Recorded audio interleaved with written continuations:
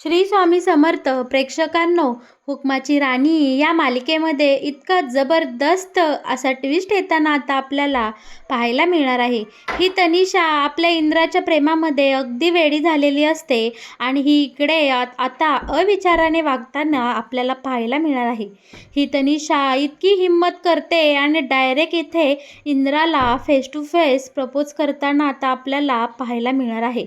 पण आपला इंद्रा एकवचनी एक बायको असल्यामुळे तो आता या तनिषाला डायरेक्ट झिडकारतो आणि बोलतो की अगं अगं तू काय वेडी झालीस का? माझं राणीवर खूप प्रेम आहे आणि मी तुझ्या या प्रेमाचा स्वीकार करू शकत नाही.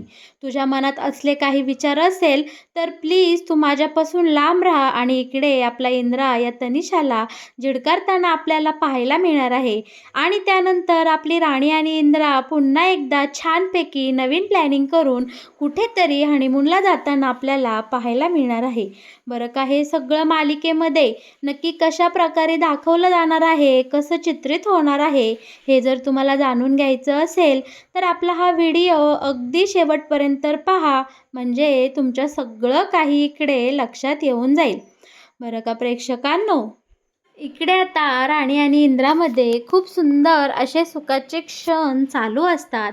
बरं का, या सगळ्यामध्ये खोडा घालायला ही तनिषा मुद्दामून इतका भयानक विकृत असं स्वतःसोबत वागते आणि जो काही स्वतःला त्रास करून घेत असते हे पाहताना खरंच आपल्याला खूप भयानक वाटतं. पण इकडे आता ही तनिषा मुद्दामून स्वतःला इजा पोहोचून घेते, जेणेकरून तिला आता काहीतरी होईल आणि ती याच संधीचा फायदा उठवत इकडे इंद्रा राणीला डिस्टर्ब करेन आणि त्यांच्या जो काही सुंदर प्लॅन आहे त्या सगळ्याची वाट लावायची इकडे आता आपली ही तनिषा स्वप्न पाहताना आपण बघतो. आता इकडे रागाच्या भरात तिने उशी काय फाडलेली असते, स्वतःची केस काय मोकळी सोडलेली असतात, खूप काही घाणेरडे विकृत असे चाळे इथे आता तनिषा करताना आपल्याला पाहायला मिळणार आहे. दुसरीकडे मात्र गुलाबी गुलाबी रात्री आपली इंद्रा आणि राणी एकमेकांच्या कुशीत मिठीत असताना आपल्याला पाहायला मिळणार आहे. पण नेमका त्याच वेळी या तनिषाचा इंद्राला फोन येतो आणि बोलते की अरे इंद्रा, मी पायऱ्यांवरून पडले, मला खूप लागलं आहे आणि मला खूप एकटं वाटत आहे, प्लीज तू इकडे येऊ शकतोस का? मान्य आहे मी तुला डिस्टर्ब करत आहे, पण माझी अवस्था खूपच बिकट आहे, त्यामुळे माझ्या जवळचा मित्र किंवा या ठिकाणी आता तूच मला काही जवळचा आहे, म्हणून मी तुला एवढ्या रात्री फोन केला आहे.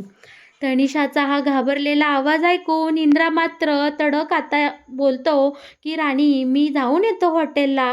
पण राणी बोलते नाही, अहो आपण दोघेही जाऊयात, बघूया तरी त्या तनिषा मॅडमला किती लागलंय, काय झालंय. आता राणी आणि इंद्रा दोघेही हॉस्पिटलला जायला निघतात.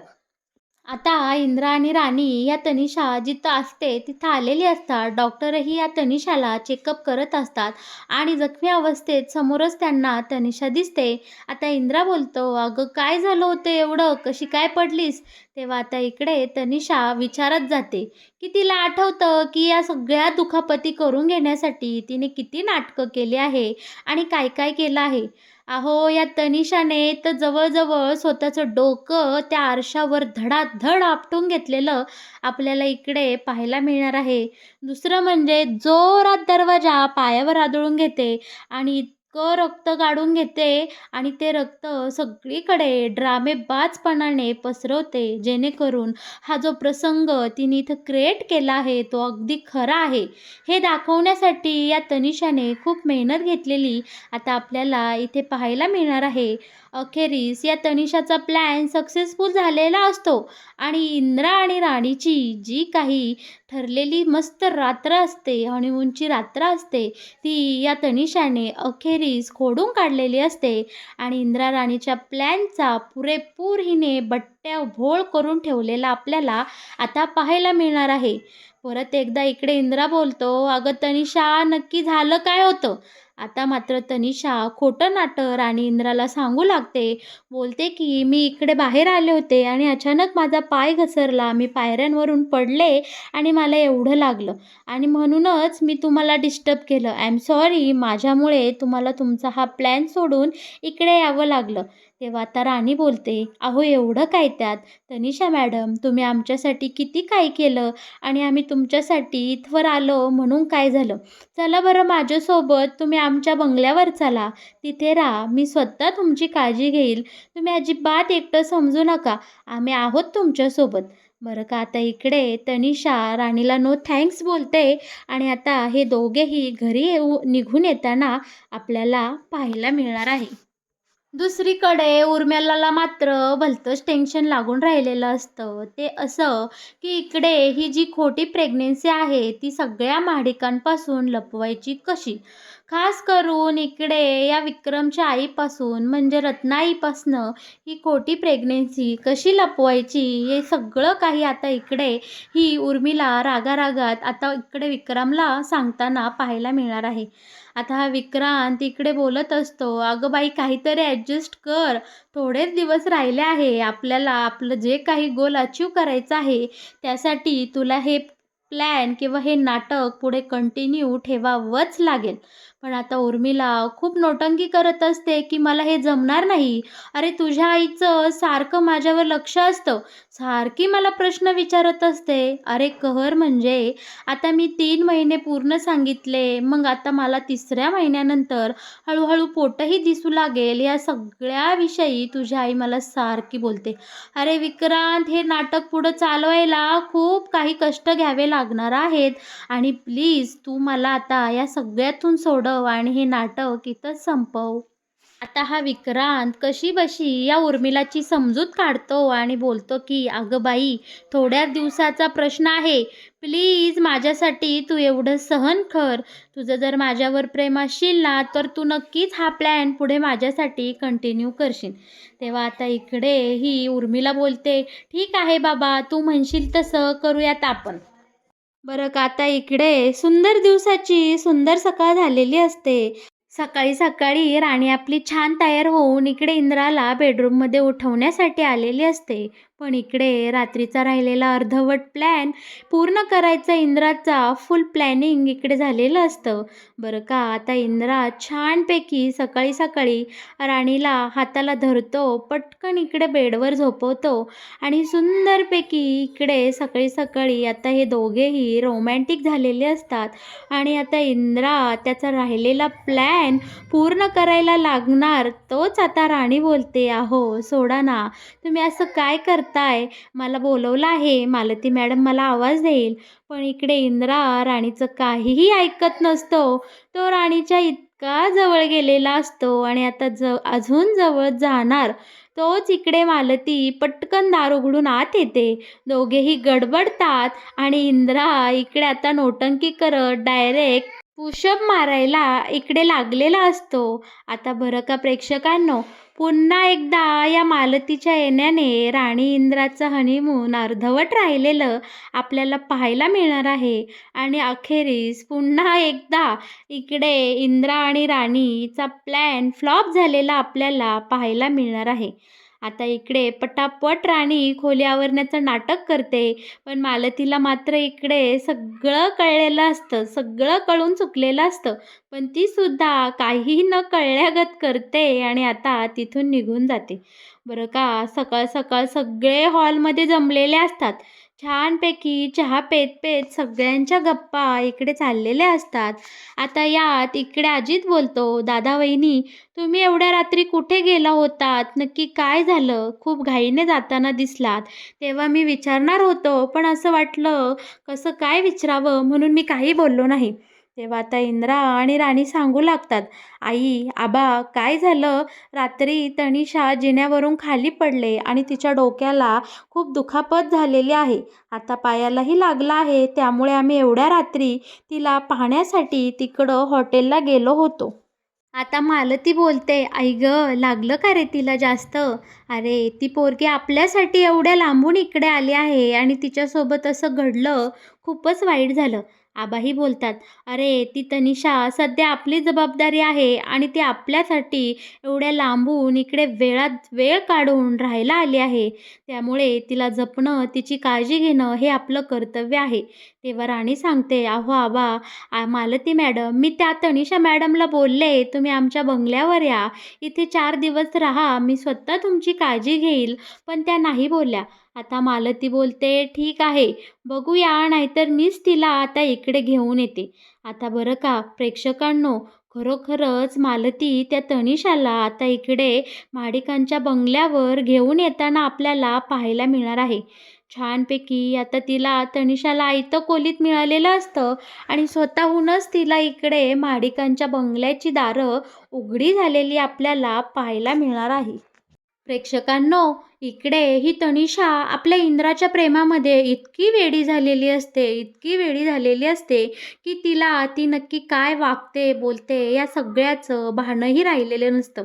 आता इकडे ज्यावेळी इंद्रा या तनिषाची चौकशी करायला तिच्या रूममध्ये येतो, तो मैत्रीच्या खातर, मैत्रीच्या प्रेमापोटी या तनिषाची खूप प्रेमाने विचारपूस करत असतो. पण ही तनिषा त्याच वेळी तिचं भान हरपून बसते आणि आता ती इंद्राला डायरेक्ट एकांतात प्रपोज करताना आपल्याला पाहायला मिळणार आहे. ही तनिषा इंद्राला बोलते, "अरे इंद्रा, माझं तुझ्यावर कॉलेजला असल्यापासून खूप प्रेम आहे. अरे इंद्रा, तू मला खूप आवडतो. मी अजूनही तुला विसरू शकले नाही. पण तू काय केलंस? तू या राणीसोबत लग्न केलं. का रे? तू मला विसरून गेलास का? माझं तुझ्यावर किती प्रेम होतं हे तुला चांगलंच माहिती होतं. कॉलेजमध्ये असताना मी तुझ्यासाठी फार वेडी झाले होते. अगदी तू माझा जीव असल्यासारखं मी तुझ्यावर जीव ओवाळून टाकत होते. पण तू मला कधीही त्या भावनेनं पाहिलं नाहीस किंवा तुला माझ्या प्रेमाची कदर कधी वाटली नाही." इकडे इंद्रा एकदम शॉक झालेला असतो. कारण तनिषाच्या तोंडून हे सगळे असे वाक्य ऐकून इंद्राला धक्का बसलेला असतो.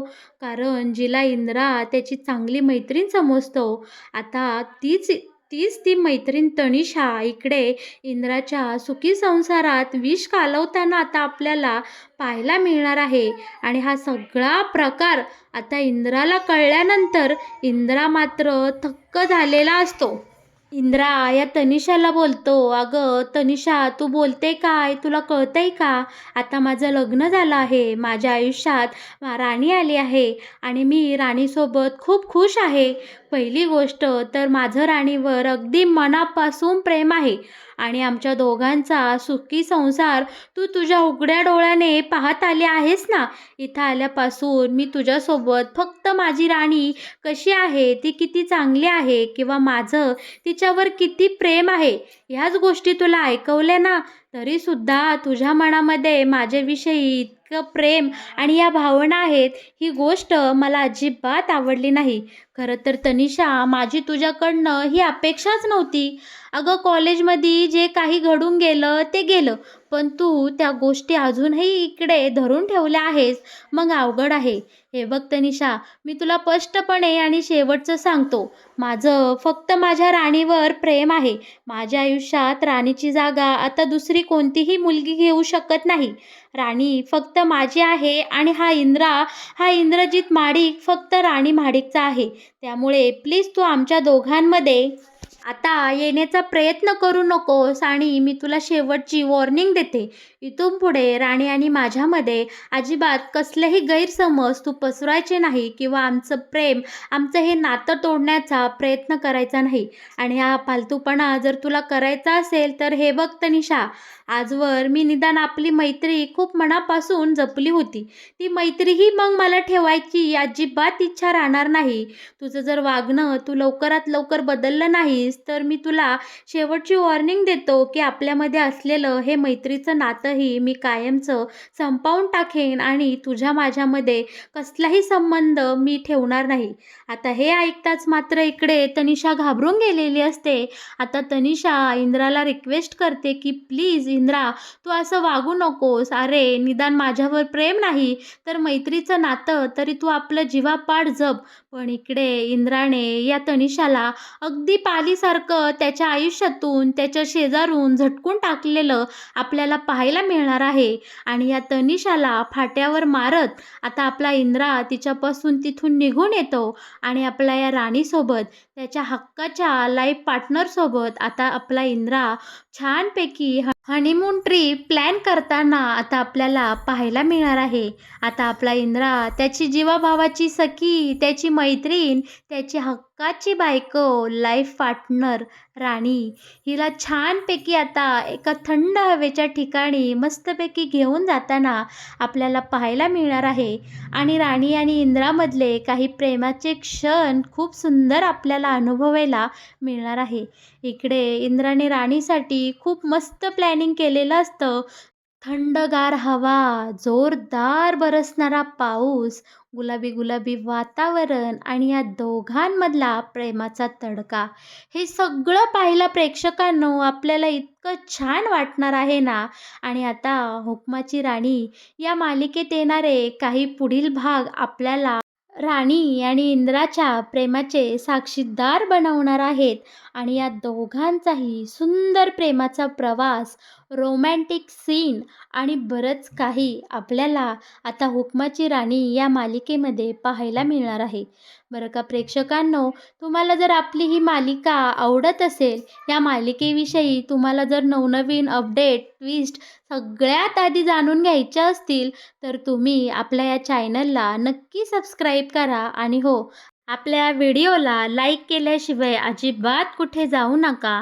तर मग प्रेक्षकांनो, कसं वाटलं राणी आणि इंद्राचं हे खुलतं प्रेम, ही खुलतं नातं पाहिला याविषयी जर तुम्हाला काही कमेंट बॉक्समध्ये सांगायचं असेल, तर नक्कीच या मालिकेविषयीच्या छान छान कमेंट तुम्ही आपल्या कमेंट बॉक्समध्ये लिहा आणि तुमच्या खूप साऱ्या गोड गोड प्रतिक्रिया माझ्यापर्यंत पोचवायला अजिबात विसरू नका. धन्यवाद.